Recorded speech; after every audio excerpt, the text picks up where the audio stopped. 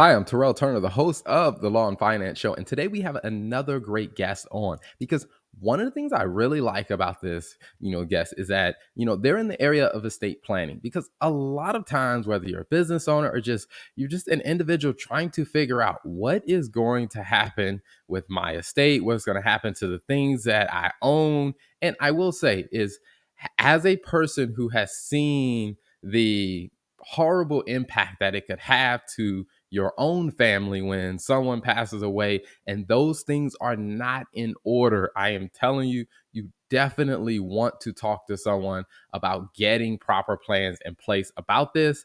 And we're going to talk about some awesome things about how she established and built and is growing her firm. So stay tuned for today's episode.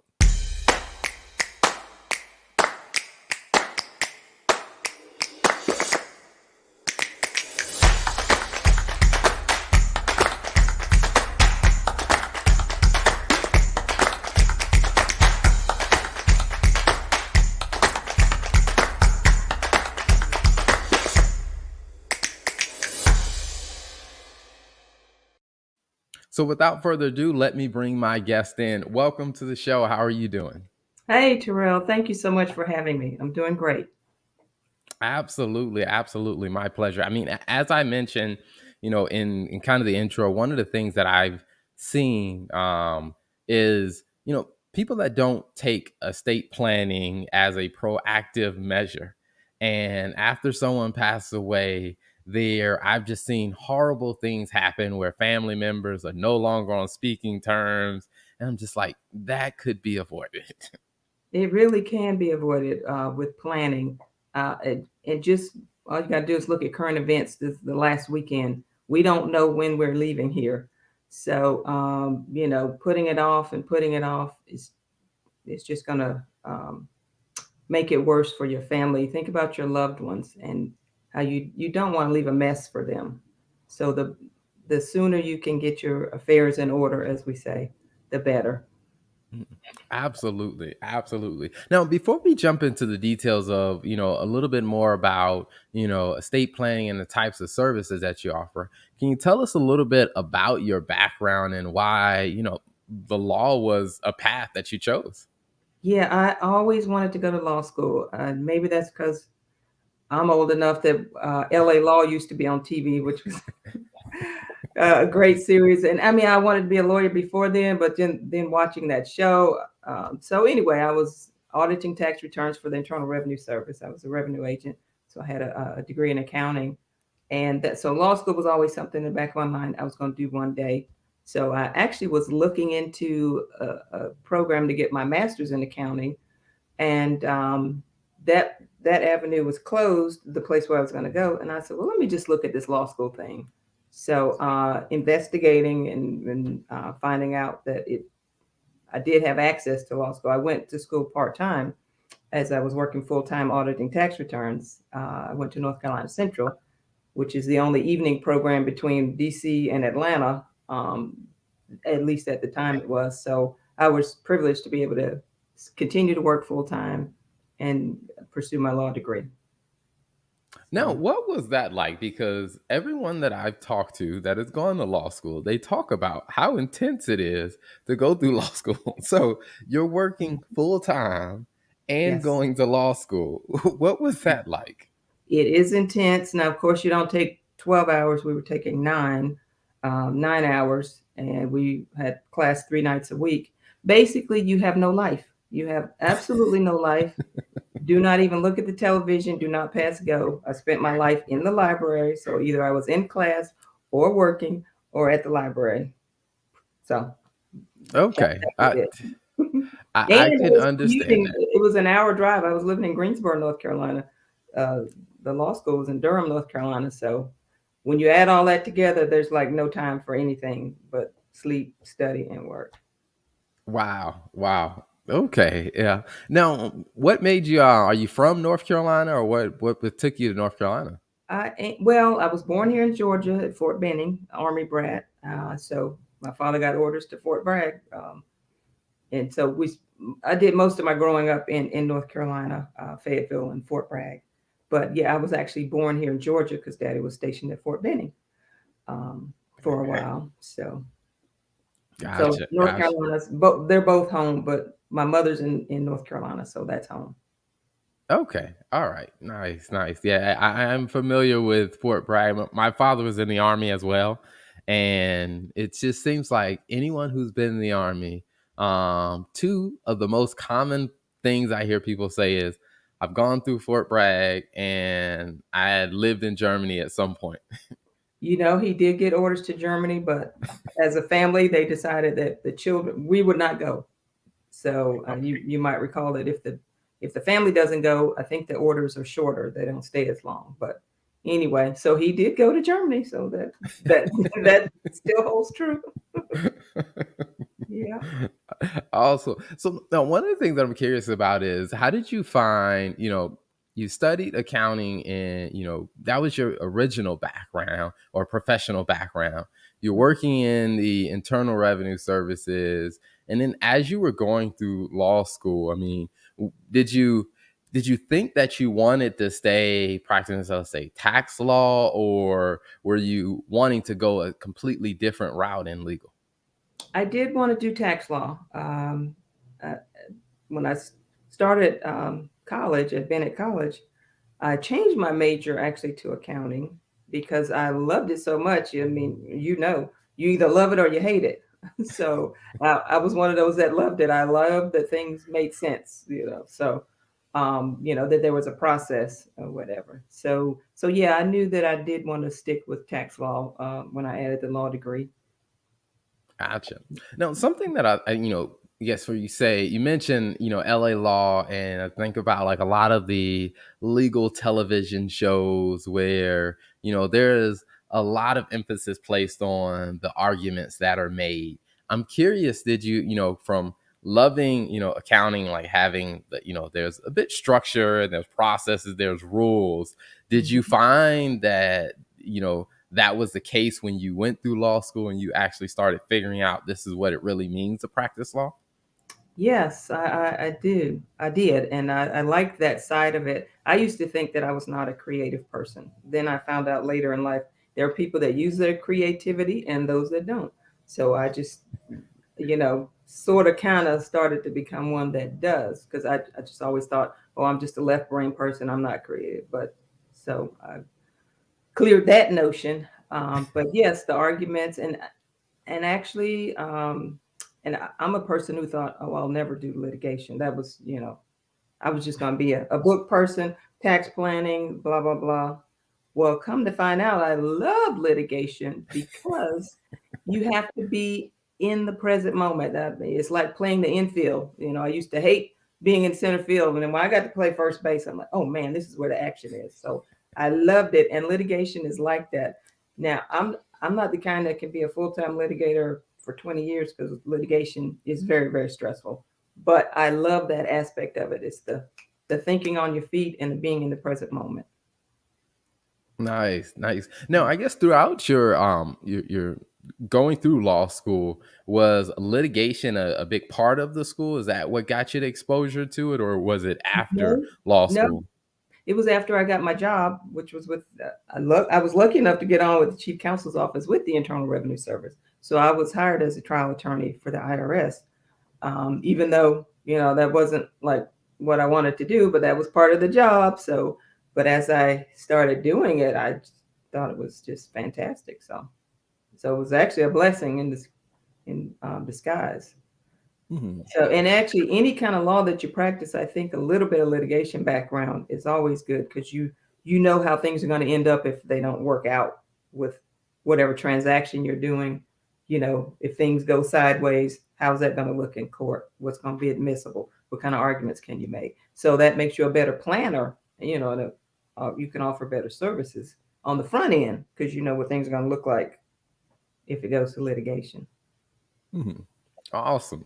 That's one of the things that I have, you know, I guess you say established an extreme amount of appreciation from, working with lawyers. I mean, my background is accounting and finance, and in working with lawyers is just their ability to think, like you said, three steps down the road, like, okay, all right.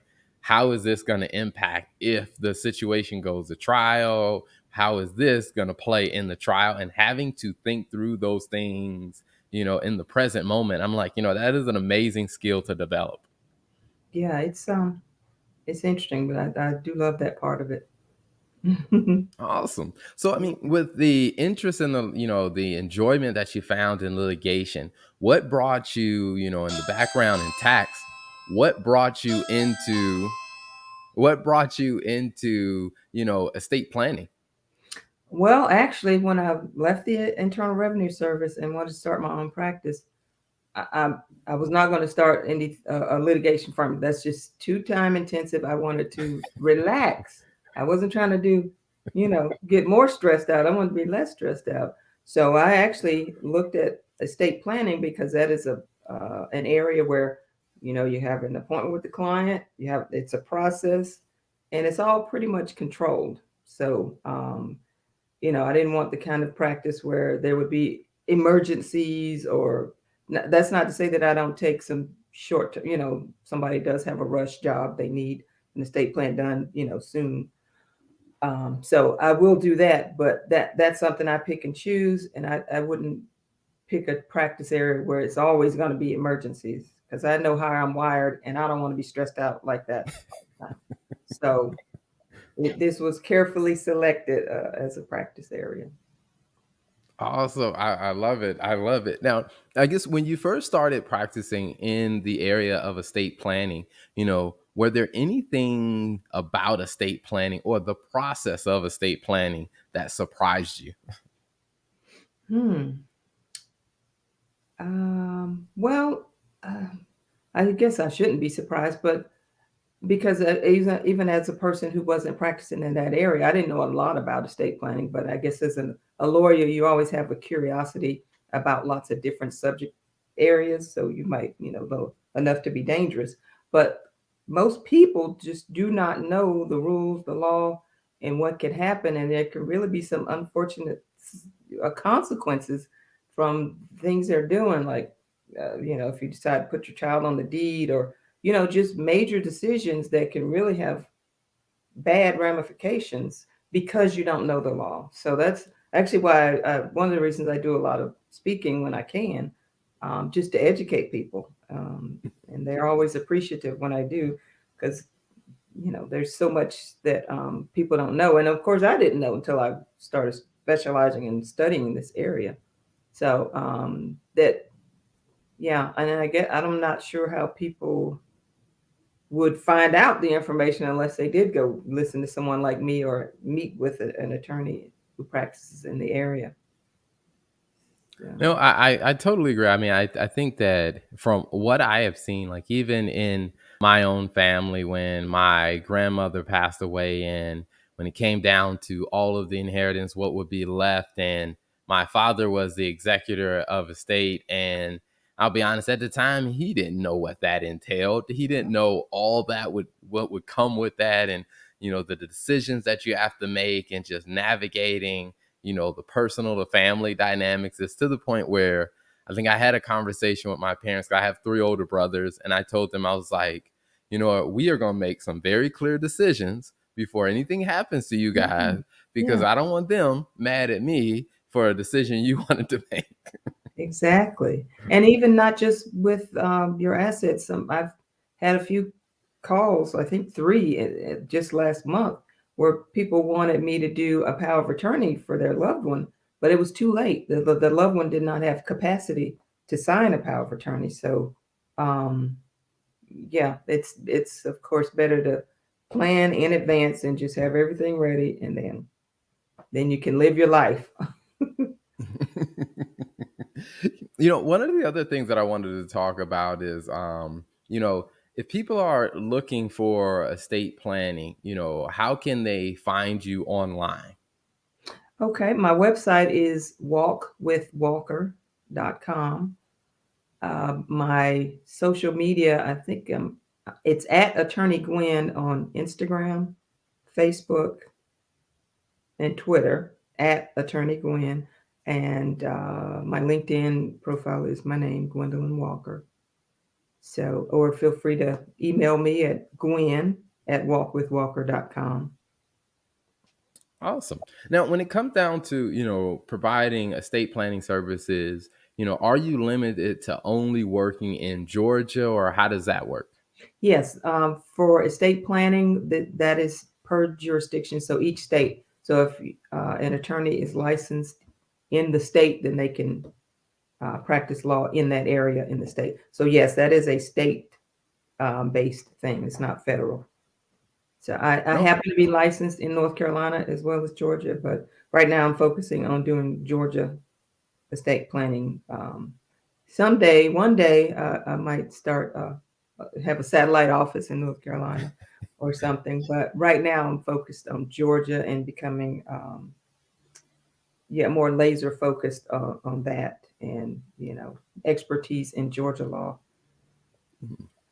So, You know, One of the other things that I noticed when I was looking at your website that I really like was in, I think it was the firm overview. One of the links or the pages that you had is, do you need a lawyer? And I find that my initial thought is that is a sign of a good business owner, someone that knows my service isn't for everybody. Everybody doesn't need my service. Sometimes they just need a little direction, a little insight, because I need to make sure that I can focus on working with the people who actually need what I have to deliver. Like, from your perspective, what made you create that specific page on your website? mhm. And actually, for I was more focused on the tax situation for that because there is a lot of good stuff at irs.gov. So if you get a notice from the IRS that's not like a notice of deficiency where you have 90 days to petition the tax court or something like that. But there is a lot of information there, and you may or may not need an attorney to actually represent you before the appeals division or go to tax court for you. There might be a way to resolve it. So, I mean, like a paid consultation might be all you need, or irs.gov might answer your question, or Dr. Google might answer your question. So, I love it. I love it. Well, before we wrap up, one final question that I love asking every guest that comes on is, when you think about your journey, you think about where you've been and where you are now in your journey, what's two lessons that you've learned along the way that you think would be helpful to other attorneys who are trying to grow and develop their firm? And it could be something that you've referenced earlier in the conversation, or it could be two completely new things. okay. First thing I'll say is, as an entrepreneur, which you are, if you're a lawyer and you are hanging out your shingle, you're a business owner. Um, and as somebody said, you're a business owner and you're a marketing company. So don't ever forget that you're a marketing company. But as an entrepreneur, you're going to have a relationship with fear. What you want to do is have a good relationship with fear and learn how to manage your thoughts. Give the fear the respect it deserves, but don't let it run your life or your business. So that's one thing, fear. The other thing I would say is results. Focus on results. Um, I have a little thing on the top of my computer when I'm working. Sometimes I look at it, sometimes I don't. But it says, "Is this getting me clients?" So when I'm on Facebook, or which is easy to do because I'm actually involved in some lawyer groups on Facebook, so I can count that as business time. But what kind of results am I generating from that I'm doing? So I'm working with a coach now, and I've learned how to shift my focus to results because as an employee, you really focus on, okay, I did my 8 hours, I gave the employer what they asked for. But when you're in business, you need to be generating results, not just plugging the time, punching the clock. So those are the two things I would say. Awesome. I love it. Well, Attorney Gwen, thank you so much for being an amazing guest. Thank you for coming on the show. It's been a pleasure having you. Terrell, I'm so appreciative for you, the invitation. Thank you for having me.